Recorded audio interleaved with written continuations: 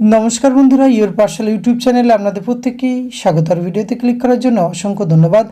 सब इन्सपेक्टर नियोगेर नतून विज्ञप्ति प्रकाशित हयेछे और ये विज्ञप्तिटी प्रकाश करा हयेछे रेलवे रिक्रुटमेंट बोर्डेर पक्ष थेके सब इन्सपेक्टर पदे आपनारा आवेदन करते पारबेन। भारतवर्षेर अन्यान्य राज्येर मतो पश्चिमबंग थेकेई योग्य चाकरी प्रार्थीरा एखाने खूब सहजेई आवेदन करते पारबेन। तो एखाने कतगुली शून्यपद रयेछे, किभाबे आवेदन करबेन, बयस, वेतनक्रम, शिक्षागत योग्यता, शारीरिक मापजोक एवं परीक्षा पद्धति समस्त किछु तथ्य आजकेर এই ভিডিওতে আমরা একটু যেটা আলোচনা করতে চলেছি। ভিডিওটি আপনারা পুরোপুরি দেখতে থাকুন। সাথে চ্যানেলটিতে নতুন হলে অবশ্যই সাবস্ক্রাইব করে পাশে থাকা বেল আইকনটি অন করে রাখুন, যাতে করে এই ধরনের নিত্য নতুন আপডেট সবার আগে আপনার কাছে পৌঁছে যায়। তো আসুন সরাসরি আমরা অফিশিয়াল নোটিফিকেশনটি দেখে নেই। স্ক্রিনে আপনারা অফিশিয়াল নোটিফিকেশনটি দেখতে পাচ্ছেন। Government of India ministry of railways railway recruitment বোর্ডের পক্ষ থেকে এই লেটেস্ট নোটিফিকেশনটি প্রকাশ করা হয়েছে। এখানে যে পোস্টে আপনাদের রিক্রুটমেন্ট করা হবে sub inspector executive in railway protection force and railway protection special force, এই পোস্টে রিক্রুটমেন্ট করা হচ্ছে। এখানে আবেদন প্রক্রিয়া শুরু হয়েছে 15/4/2024 এবং আবেদনের লাস্ট ডেট রয়েছে 14/5/2024। আপনাদের আবেদন করার সময় যদি কোনো ভুল হয়ে থাকে তাহলে কিন্তু এডিট উইন্ডো ওপেন করা হবে 15/5/2024 থেকে 24/5/2024। এই সময়ের মধ্যে আপনাদের কোনো ভুল তথ্য দেওয়া হয়ে থাকলে সেটি সংশোধনের সুযোগ পেয়ে যাবেন। সাব ইন্সপেক্টর এক্সিকিউটিভ এখানে কিন্তু সপ্তম পে কমিশন অনুযায়ী আপনারা লেভেল 6 এর বেতন পেয়ে যাবেন, যার স্টার্টিং রয়েছে 35,400 টাকা থেকে আপনাদের শুরু রয়েছে। এখানে বয়সসীমা 20 থেকে 28 বছর বয়স পর্যন্ত আবেদন করতে পারবেন, যেটি হিসাব করা হবে 1/7/2024 থেকে। 452টি মোট শূন্যপদ রয়েছে। ইন্ডিয়ান সিটিজেন হলেই আপনারা কিন্তু এখানে আবেদন করতে পারবেন।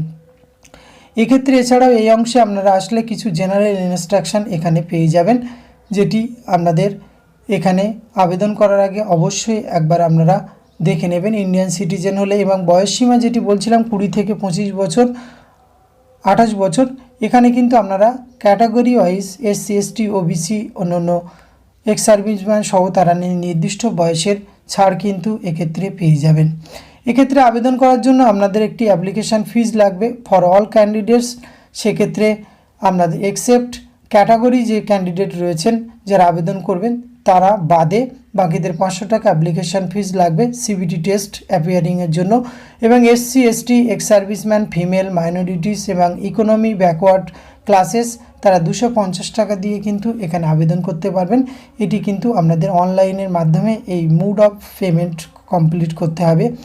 পরবর্তী ক্ষেত্রে আমরা দেখে নেব যে সিলেবাস কেমন রয়েছে, সেই সমস্ত বিষয় আমরা ডিটেলস এখানে দেখে নেব। ভালো সুযোগ রয়েছে আপনাদের। প্রথমে রিক্রুটমেন্ট প্রসেসের মধ্যে কিন্তু computer test, physical efficiency test, PET PET বা physical measurement PMT, documents verification, এই প্রসেসের মাধ্যমে কিন্তু এখানে রিক্রুটমেন্ট করা হবে।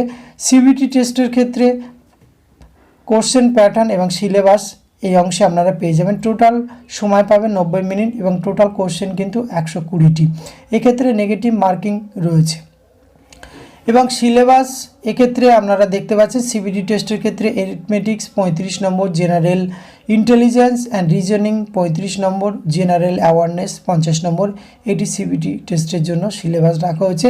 পরবর্তী ক্ষেত্রে এই ধাপ উত্তীর্ণ হলে ফিজিক্যাল এফিসিয়েন্সি টেস্ট, যেটিকে PET এবং ফিজিক্যাল মেজারমেন্ট টেস্ট, এটিও কিন্তু আপনাদের উত্তীর্ণ হতে হবে। পরবর্তী ধাপে আপনাদের কিন্তু এখানে ডকুমেন্টস ভেরিফিকেশান এবং এই যে PET টেস্ট যেটি হবে সেক্ষেত্রে কিন্তু সাব ইন্সপেক্টর এক্সিকিউটিভ মেলের ক্ষেত্রে কিন্তু 1600 মিটার রান কমপ্লিট করতে হবে 6 মিনিট 30 সেকেন্ড। এক্ষেত্রে লং জাম্প 12 ফিট এবং হাই জাম্প 3 ফিট 9 ইঞ্চি। এবং ফিমেল ক্যান্ডিডেটের ক্ষেত্রে 800 মিটার 4 মিনিট এবং লং জাম্প 9 ফিট 3 ফিট হচ্ছে হাই জাম্প।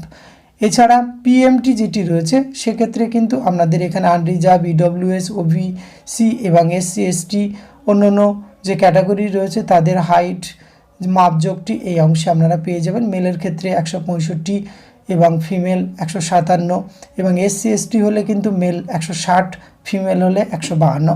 এই প্রসেসগুলি কিন্তু আপনাদের সম্পূর্ণ করতে হবে, তবেই এখানে আপনারা রিক্রুটমেন্ট প্রসেসে অংশগ্রহণ করতে পারবেন।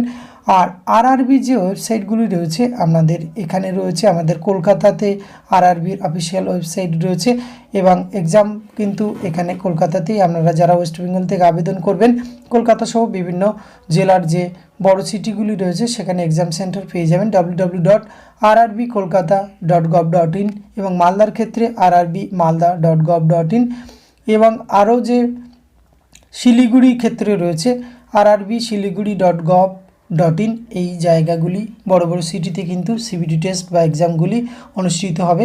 এই সমস্ত প্রসেস কবে সিবিটি টেস্ট, মেজারমেন্ট এবং ডকুমেন্টস ভেরিফিকেশন সমস্ত কিছু আপনারা কিন্তু অফিসিয়াল ওয়েবসাইটে এসে নির্দিষ্ট সময় অনুযায়ী আপনারা এখানে পেয়ে যাবেন। এক্ষেত্রে কিন্তু আপনাদের সপ্তম পে কমিশন অনুযায়ী বেতন পেয়ে যাবেন, ভালো সুযোগ রয়েছে। আর যে কোনো শাখার গ্র্যাজুয়েট ক্যান্ডিডেটরা কিন্তু এখানে আবেদন করতে পারবেন।